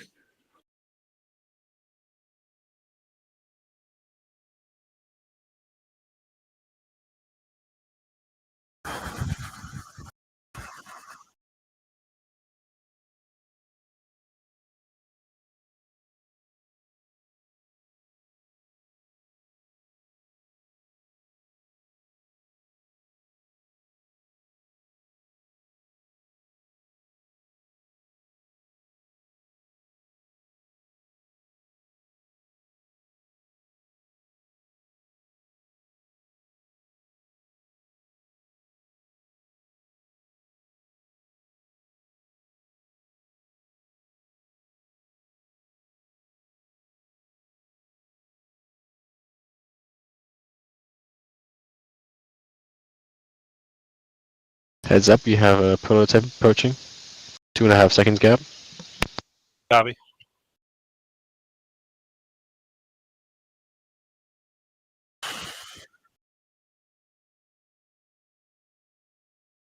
Make it 2 prototypes.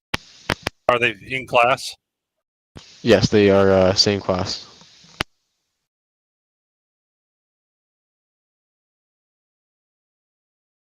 All right.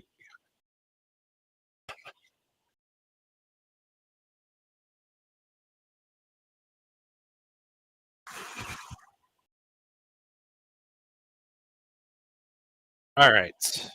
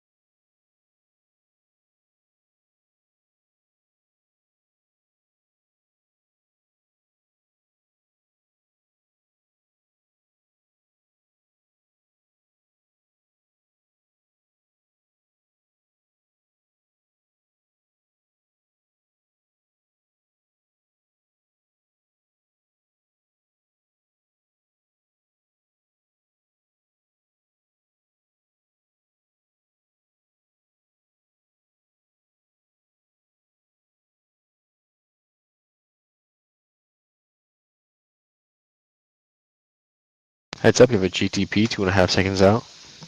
Copy.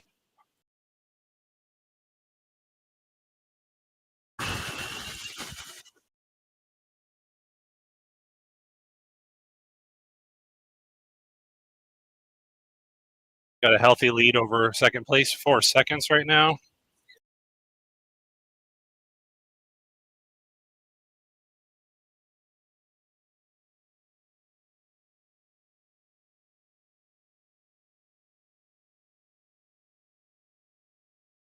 You got another prototype behind the one behind you now. He's not for the one behind you is not currently for position. Copy.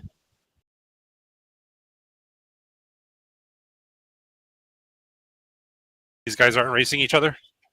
They are not. Harrison's the one that's been respectful in the first few corners as well, so I'm not worried. Copy. All right.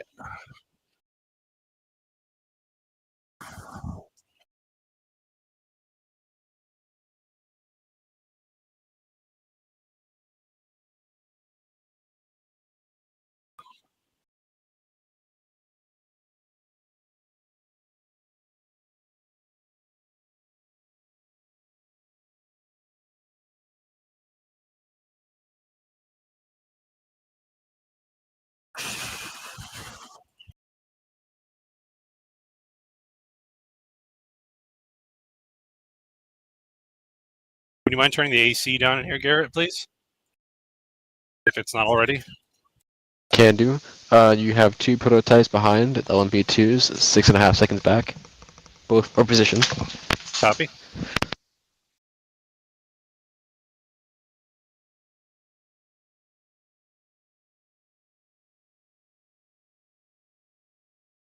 You can turn the fans up too, if you didn't do that.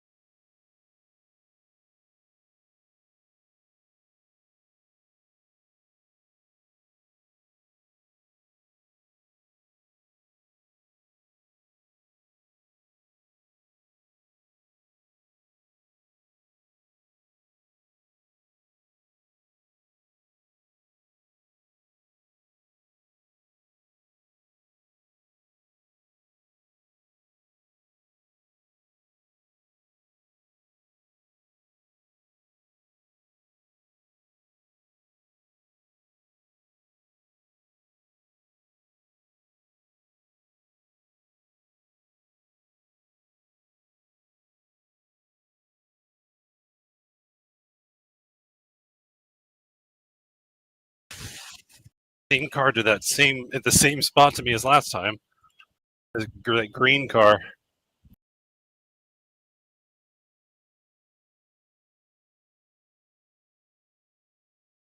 I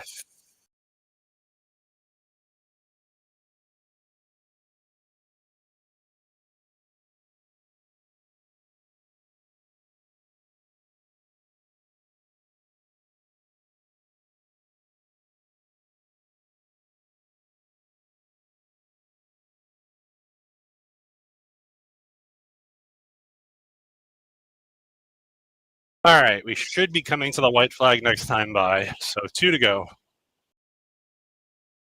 3-second lead to the car behind. Just going to play it safe. Oh, what's going on? These prototypes.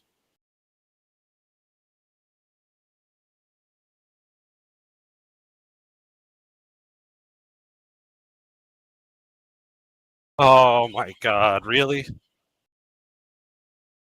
You're kidding me. No.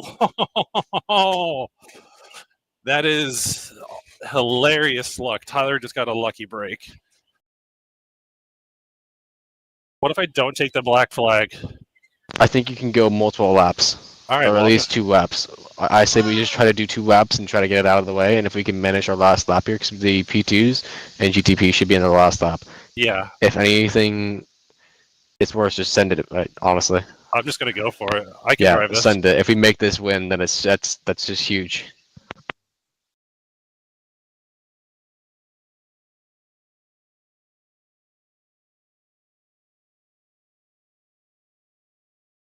Oh my god. It would figure, and we have traffic to deal with. Here we go. 1 to go with a broken car. All you got to do is hold them off. You got a second gap.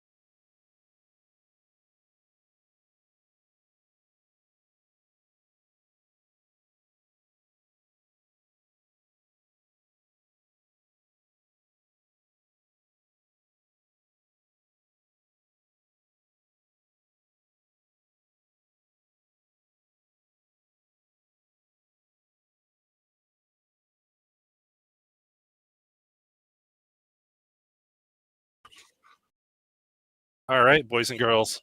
I think we did something really cool. Whew. I think we just won a race with a broken car. Oh my.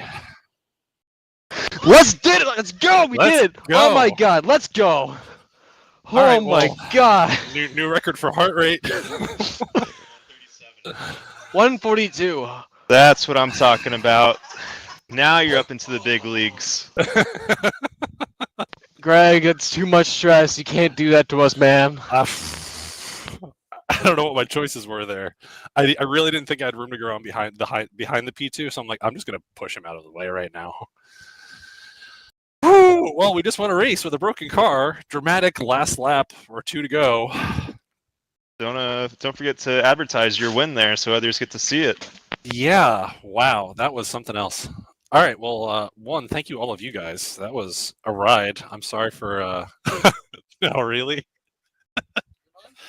All right, well, it's only Prosecco, but well, I'm not going to shake this in here, but all right, way to go, guys. That was good.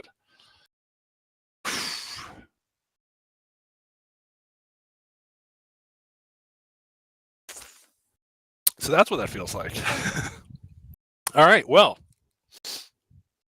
that was a ride. Whew. All right, well, let's see what happened on that second to last lap there. So was it one before this? I think it was. Yeah, I couldn't see like what was actually. For one, congratulations, and for two, I couldn't see any damage actually on your car, but it acted like you clipped something or got like a flat tire. I couldn't understand. Yeah, I mean, I know I made contact on the front. I didn't think it was enough to give me damage. I was okay with what it was going to do to the car, and then I drove away. I'm like, oh, the wheel is very not straight. Visibly, there was no damage at all, so I don't know what happened. Let me see this again from a different angle. Did I even? What did I hit? Oh, did I hit the... Let me back this up again. He actually pulled out of the way simultaneously. I don't know that I actually made contact with him.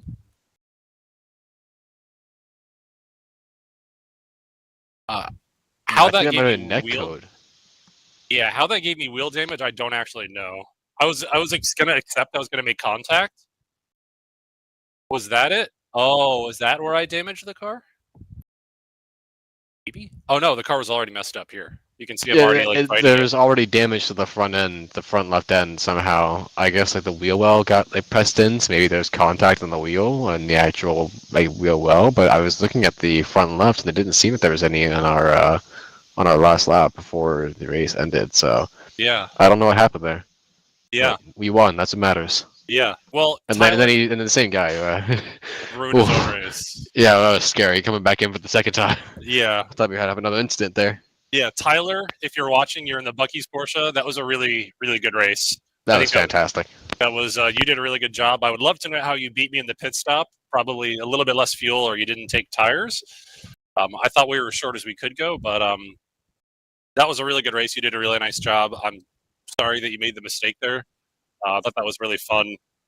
And the other guy that I guess we turned at the beginning. Let's go back to the beginning of the race and see what happened there. Race. All right, so where was... It was lap 1 or 2 in the final turns. Okay, here, this is the start of the race. All right, so I thought we were really fair here. I can't believe we won that race. Well, I'm glad you guys and everyone back there got to experience. I haven't won a race on iRacing in... I've never won a GT3 race. I've never won an IMSA race. I don't know the last time I won a race. GG's, Javier. Glad you guys placed first place as well. Yeah. Oh, Javier and Carlos won? Yep, they took first place in their class. Oh, cool. Well, good for you guys. Yeah, they were dominant. They held the first place throughout the entire race. Yeah. And you guys were... Carlos was very polite with his passes, too. Much better than the rest of the field. Oh, yeah. Him and Harrison were great. Yeah, that was fine. All right, so we're all clear here. I want more of this Prosecco. I spilled it on myself. I guess that's how that's supposed to work, right? It's acceptable. You're on the podium. You're supposed to get it somewhere. You guys it's not supposed to stay in the bottle. You guys can have some of this. Garrett, come take this bottle. You guys Don't all mind if I drink do. some of it. Just don't spray it inside this building. I wish we could go do that, but not with electronics around. So this I thought was really cool here. Oh, that's where this happened. Okay. All right. So let's watch this again. I want to see the chopper cam for this. So this is where the leader in the 13 Porsche, I lured him into defending on the inside, which was kind of my plan. I tricked him to defend to the inside. Maybe not trick, but I forced his move there. I go around the outside. I knew I didn't really have enough to get past him here. I'm like, I had nowhere to go, and he had me pinned up against the wall. I'm sorry, I did not mean to turn him. I did not turn into him. He just brought the car across the top of me, so I don't know if there's a different angle that... Oh, yeah, here. This will be a better angle. Heads up, Carlos says hi. Hi, Carlos. All right, so let's see this here. Oh, yeah, I mean, he just tried to track out all the way, and I didn't give it up. I'm against the wall. I had nowhere to go. You have the whole racetrack to track out to. I don't know what is supposed to happen here otherwise. I'm sorry. I mean, I didn't mean to ruin your race. I would have loved to have raced you wheel to wheel, but I'm not sure what else was supposed to happen here. He got back up into 4th, if I'm not mistaken. Okay, cool. Well, I'm glad he had a good recovery then, too. I don't know. Maybe there's a different point of view that I'm not seeing with that. But I was allowed to be there. All right, let's go back to the TV view. The rest of this is boring for quite a while. So, whew. All right, well, let's back out of this one. As always, let's save this replay for sure. As always, I want to thank all of our partners here at the Chicane Club, Decipher Technologies, hooking us up with the best cybersecurity, IT solutions, networking stuff all around. We have some really cool things coming to the club here specifically that shows off everything that they do. We're really excited for all that stuff. Southway Capital is our business partners in this whole project, so they're really helping us on the business side of things, making all of this happen. We've got Race Logic and VBox Motorsports. We're a dealer of their products, and they provide us a lot of support otherwise. So we're really happy to use their stuff in the sim and in real cars all the time.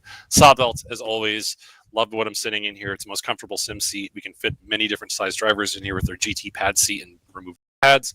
I've got the seat belts on here, and these gloves, yes, they are fireproof. Is that necessary in a sim? Absolutely not. They also, for anyone watching, Sawbuilt just launched their own sim racing product line. We have not gotten our hands on it yet, but I am very eager to get their gloves to build some of their non-motion sims. So really excited about that. But these are really nice. I use them in real life all the time in the real car, so that's why I drive with them in here. Captain's Chair Coaching give me the best executive business coaching around. Replica Racing for hooking us up with the liveries and the photos as we always do. Rocky's Ultimate Garage here in Palm Beach, doing the best wheels, tints, wraps, detailing around. So yeah.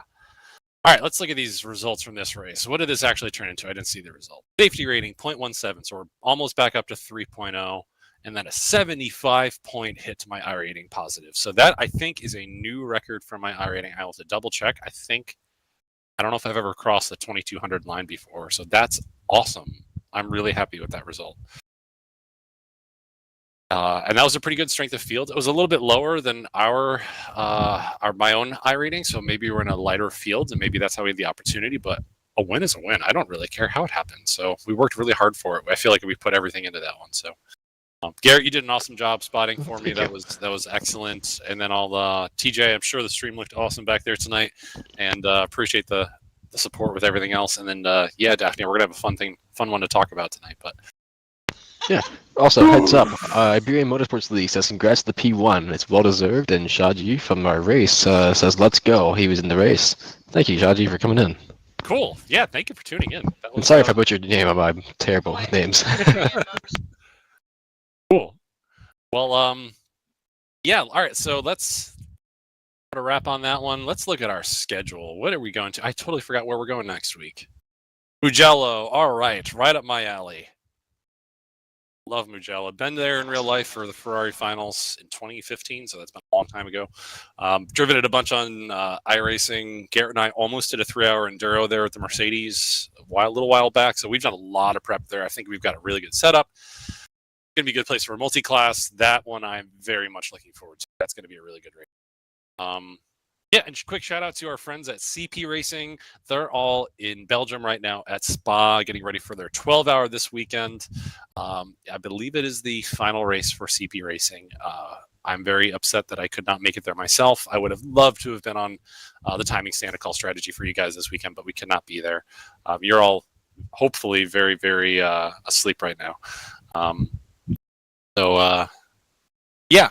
Best of luck to those guys this weekend. So that's Shane Lewis, Charles Espenlaub, Joe Foster, and Charlie Putman, and the rest of the CP Racing gang, half German, half American. So best of luck to them with the Mercedes GT3. I'm hoping they can bring home a podium for their swan song here. So for the rest of you guys, thanks for tuning in. Hope you guys, our first time watchers, had a really good time. We brought home a W. I don't know how that happened. That was way more painful than it needed to be. New heart rate record for myself there at the end. And then for the rest of you guys, thanks for tuning in again. We'll see you from Mugello next week. And for anyone who's local here in Palm Beach, hopefully we'll see you tomorrow night at our Barrett Jackson VIP kickoff party. That was a fun one. So we're signing off tonight, guys. Have a good one.